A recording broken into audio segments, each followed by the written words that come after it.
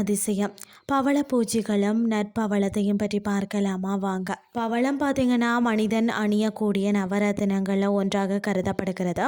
அது வெறும் அலங்கார பொருள் மட்டுமின்றி ஆரோக்கியம் காக்கவும் பல்வேறு விதங்களில் பயன்படுத்தப்படுகிறது.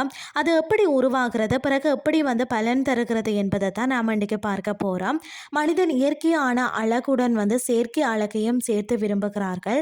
நவரத்தினங்களில் பார்த்தீங்கன்னா ஒன்றாக நமது முன்னோர்களால் மதிக்கப்பட்டுள்ள ஒரு வாஸ்துவானது பார்வைக்கு கல் போலவும் எளிதில் உடைந்து நசுங்கி விடக்கூடியதாகவும் செந்நிறமுடையதாகவும் உள்ளது. இந்த அரிய வியாபார சரக்கு தான் மாலையாக கோர்க்கப்பட்ட நமது தாய்மார்களாலும் மனைவி மக்களாலும் சகோதரிகளாலும் பார்த்தீங்கன்னா தம் கழுத்தில் அணியப்பட்ட நற்பவளமாகும்.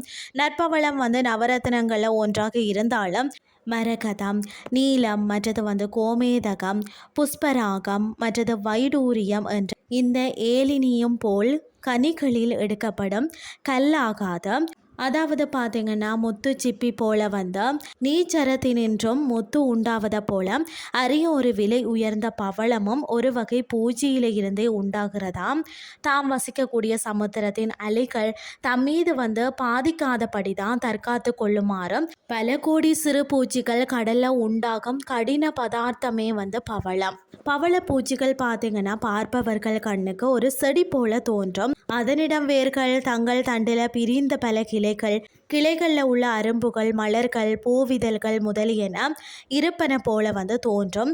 ஆயினும் சிறிது நுட்பமாய் ஆராய்பவர்களுக்கு தான் கருங்காலி போல உறுதியாய் ஆழ்ந்த சமுத்திரத்தில் ஊன்றி கிடக்கும் இது ஒரு பிராணியே என்பது விளங்கும். பவளப்பூச்சியின் சரீரம் 2 தோல் அடுக்குகளால் ஆக்கப்பட்டிருக்கின்றது. அவற்றில் புறத்தோல் கூச்சத்தை விளைவிக்கக்கூடியது. உள்தோல் பார்த்தீங்கன்னா வாய், ஆகார குழாய், இறைக்குடல், உதரக்குழியில் ஜீரணிப்பு, சுவாசம், இரத்த ஓட்டம், பிரதி உட்பாதன முதலியன நடந்திருக்கிறதா. பவளம் ஒரு அரிய வியாபார சரக்கு. பவளப்பாறைகள் இந்து மகா சமுத்திரத்திலேயும் பசிபிக் மகா சமுத்திரத்திலேயும் வளர்கிறது. சிவப்பு பாறைகள் விசேஷமாய் மத்திய தரைக்கடலில் உள்ளது.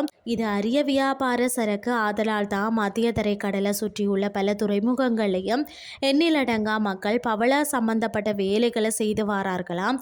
தூத்துக்குடியில் முத்தெடுப்பது போல அல்ஜீரியா மற்றது மொரோக்கோ முதலிய இடங்களையும் பார்த்தீங்கன்னு சொன்னால் நேபிள் சுக்கு அருகாமையிலேயும் சார்டினியா, காசிகா முதலிய தீவுகளின் கரையோரங்களையும் மக்கள் தத்தம் படகு சாதனங்களுடன் மூலிகை சதாபவளம் எடுப்பது முதற்கொண்டு வேலை செய்து வரார்களாம். முன்பு பவளத்திற்கு பார்த்தீங்கன்னா ஐரோப்பியர்கள் ஒரு போட்டி இருந்ததாம்.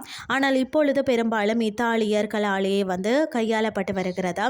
தங்கள் தலைக்கவசத்திற்கும் யுத்தங்களுக்கும் சிறந்த அணிகளாக இதனை எகிப்தியரும் பிரெஞ்சுக்காரர்களும் உபயோகப்படுத்தி வந்தனராம். இன்றைய கிறிஸ்டி உங்களுக்கு பிரயோசனமாக அமைஞ்சிருக்கும்னு சொல்லி நானும் நம்புகிறேன். இதே மாதிரி மற்றும் ஒரு கிறிஸ்டின் வாயிலாக உங்களை சந்திக்கிறேன். நன்றி.